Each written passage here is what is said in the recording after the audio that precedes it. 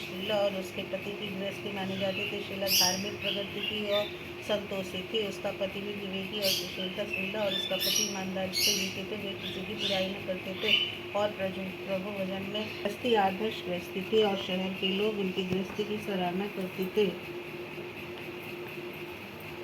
शीला की गृहस्थी इसी तरह खुशी चल रही थी, पर कहा जाता है कि कर्म की गति अटल विधाता के लिखे लेख कोई नहीं समझ सकता। इंसान का नसीब पर राजा को रंग बना देता और रंग को राजा शीला के पति के अगले जन्म के कर्म भोगने बाकी रह गए होंगे कि वह बुरे लोगों से दोस्ती कर बैठा। वह जल्द से जल्द करोड़पति होने के ख्वाब देखने लगा, इसलिए वह गलत रास्ते पर चढ़ गया और करोड़पति के बजाय रोडपति बन गया, यानी रास्ते पर भटकते भिखारी जैसी उसकी हालत हो गई थी। शहर में शराब, जुआ, रेत, गांजा वगैरह बालियाँ फैली हुई थी। उसमें शीला का पति भी फंस गया। दोस्तों के साथ उसे भी शराब की आदत हो गई। जल्द से जल्द पैसे वाला बनने के लालच में दोस्तों के साथ जुआ रेस भी खेलने लगा। इस तरह बचाई हुई धनराशि पत्नी के गम ने सब कुछ रेस जुए में गंवा दिया था।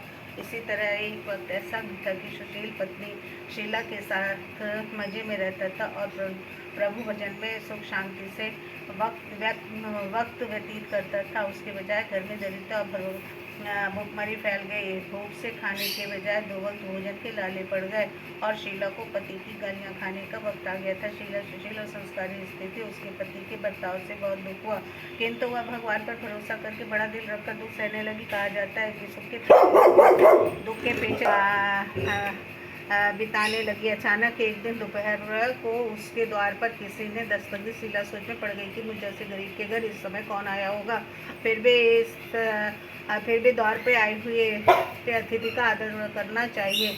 ऐसे आर्धर्मिक संस्कार वाली शीला ने खड़े होकर द्वार खुला देखा तो सामने एक माँ जी खड़ी थी। वह बड़ी उम्र की लगती थी, किंतु उनके चेहरे पर अलौकिक तेज निखर रहा था। उनकी आंखों से मानो अमृत उनका भव्य चेहरा करुणा और प्यार से चलकता था। उनको देखते ही शीला के मन में अपार शांति फैल गई।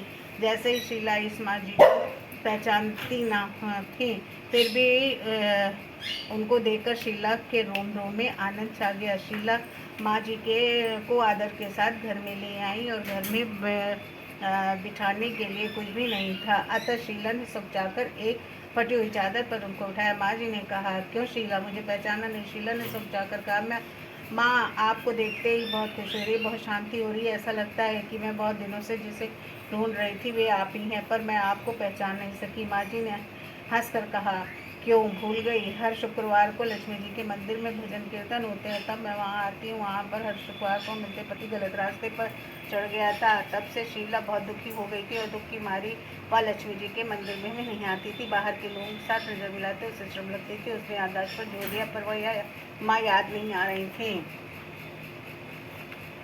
तभी माँ जी ने कहा कि तू लक्ष्मी जी के मंदिर में कितने मददगार कार्य किए।